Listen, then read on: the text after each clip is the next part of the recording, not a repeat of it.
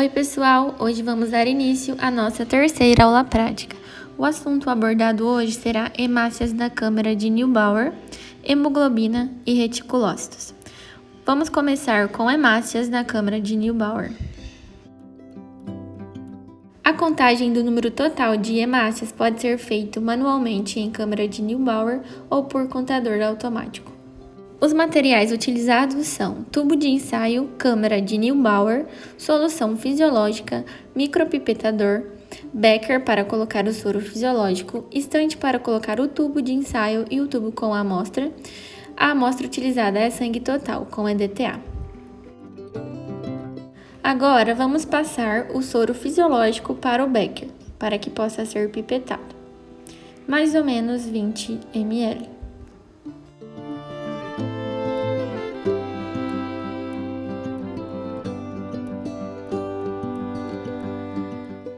Essa é a amostra a ser utilizada e esse é o tubo de ensaio, onde vamos misturar o soro fisiológico com a amostra. Vamos utilizar 2 micros pipetador, um de 10 microlitros e um de 1000 microlitros. Esse é o micropipetador de 1000 microlitros. Vamos utilizar 2000 microlitros de solução fisiológica. Então, devemos pipetar 2 vezes, pois o micropipetador é de apenas 1000 microlitros. Passando a solução para o tubo de ensaio.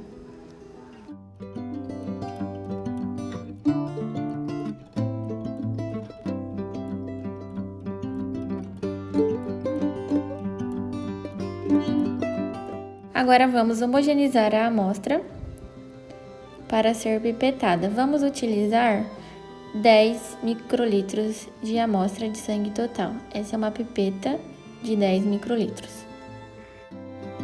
Então, a diluição da amostra será de 1 para 200.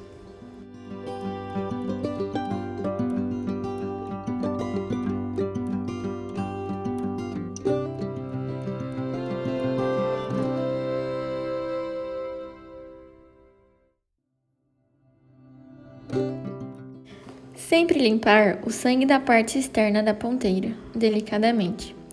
A amostra, então, é colocada no tubo de ensaio que já está a solução fisiológica e deve ser homogeneizado, os dois, aspirando várias vezes e dispensando delicadamente.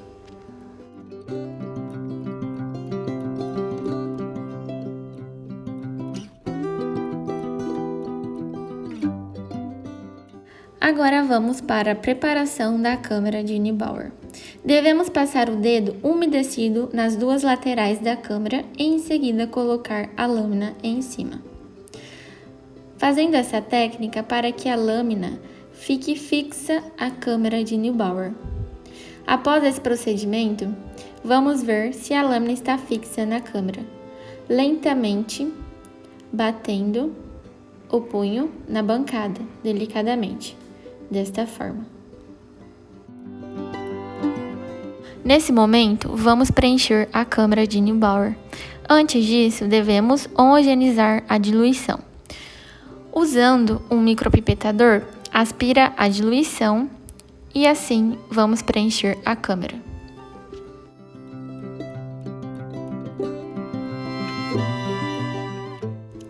É dispensado lentamente a diluição, preenchendo a câmara, não deixando transbordar, dessa forma que está sendo mostrado. Essas são imagens da câmara preenchida. A câmara está preenchida apenas de um lado. Agora devemos aguardar a sedimentação das hemácias e, ao colocar a câmera no microscópio, não inclinar muito para que as células, por gravidade, não se desloquem para um lado só.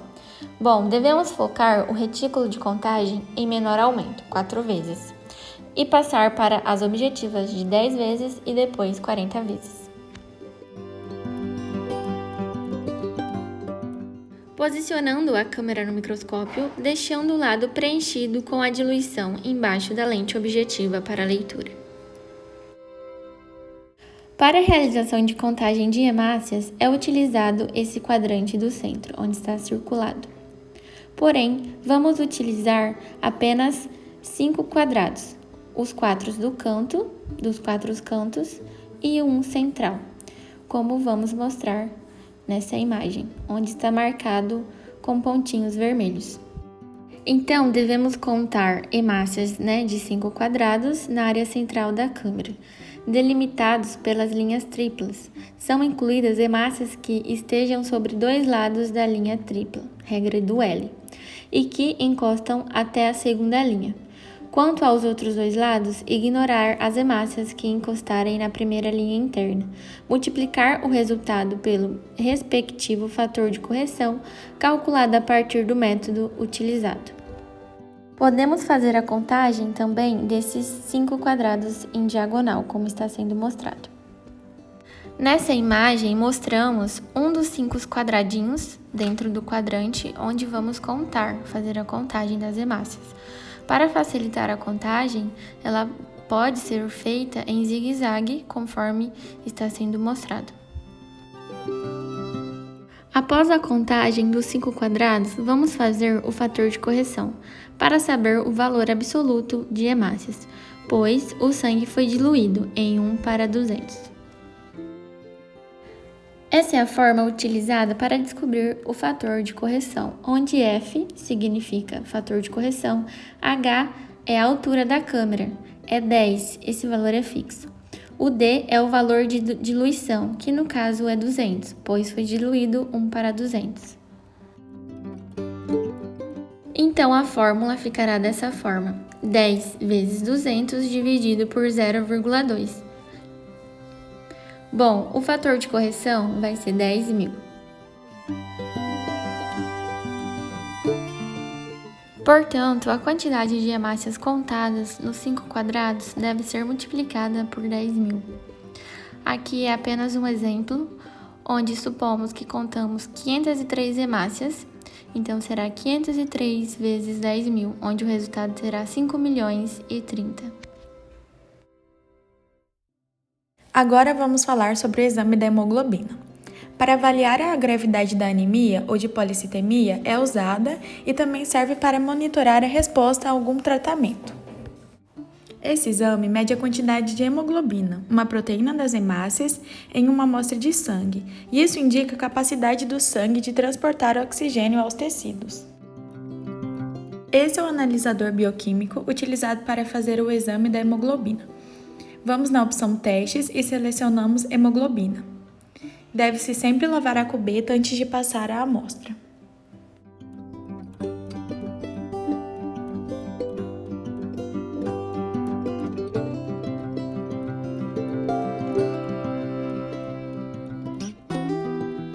Esse é o reagente utilizado para a diluição da amostra, sendo que a amostra é o sangue total com EDTA. Utilizamos 2.500 microlitros do reagente e 10 microlitros da amostra de sangue. E antes da realização do exame, devemos homogeneizar a amostra. Agora, vamos pipetar o reagente, 2.500 microlitros, e colocar em um tubo de ensaio.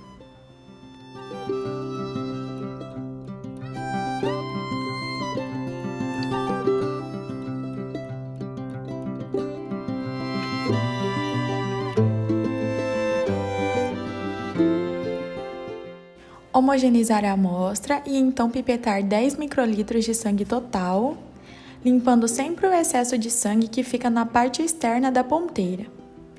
E após isso, vamos misturar o reagente no tubo de ensaio com o sangue, seguido da homogeneização dos dois.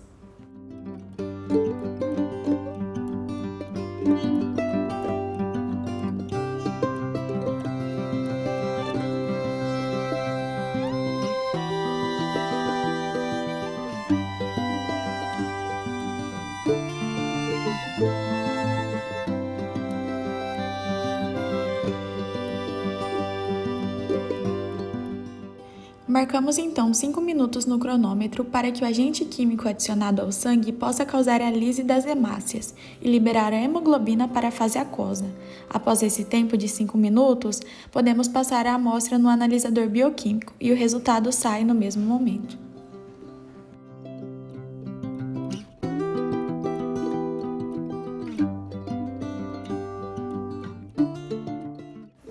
Agora iremos falar sobre os reticulócitos. A concentração de reticulócitos é muito útil na avaliação de anemias, sendo o melhor meio de avaliar a função dos componentes eritrocitários na medula óssea. Aqui temos o corante utilizado para a coloração dos reticulócitos, que se chama azul cresil brilhante. Vamos utilizar uma lâmina para fazer o esfregaço da amostra. Sempre se faz mais de em média 3 lâminas, utilizando 200 microlitros de sangue total e 20 microlitros de azul cresil brilhante. Aqui estamos pipetando 200 microlitros de sangue e passando para um tubo de ensaio.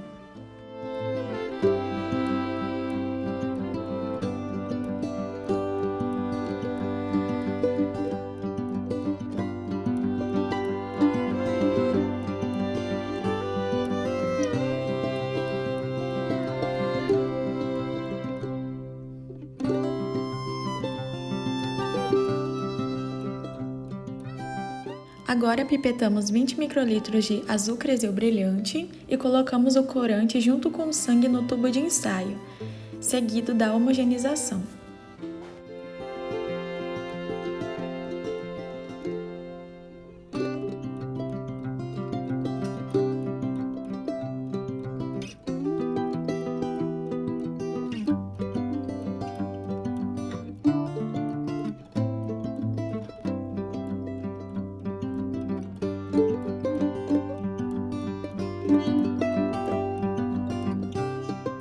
Após a homogeneização, a amostra deve ser colocada em banho-maria a 37 graus por 20 minutos. E após esses 20 minutos, retiramos amostras e realizamos então o esfregaço sanguíneo.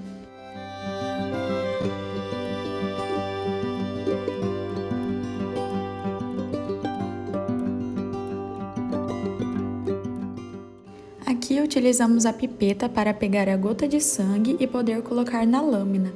Seguido disso, o esfregaço é feito com a mesma técnica conforme mostrado na aula anterior.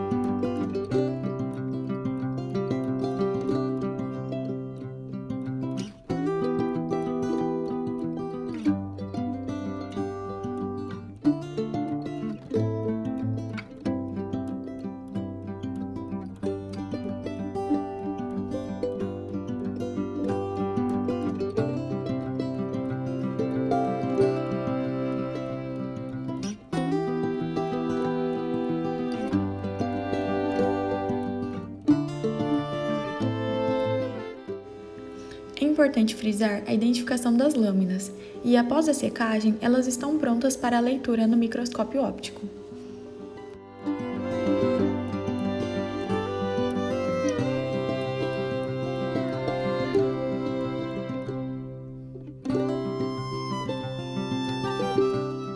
Aqui são as lâminas prontas para a leitura.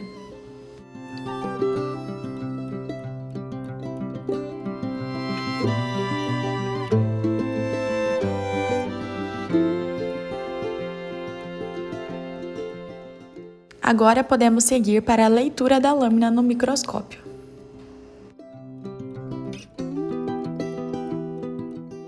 A contagem de reticulócitos é feita na monocamada, mesmo local de contagem do esfregaço sanguíneo.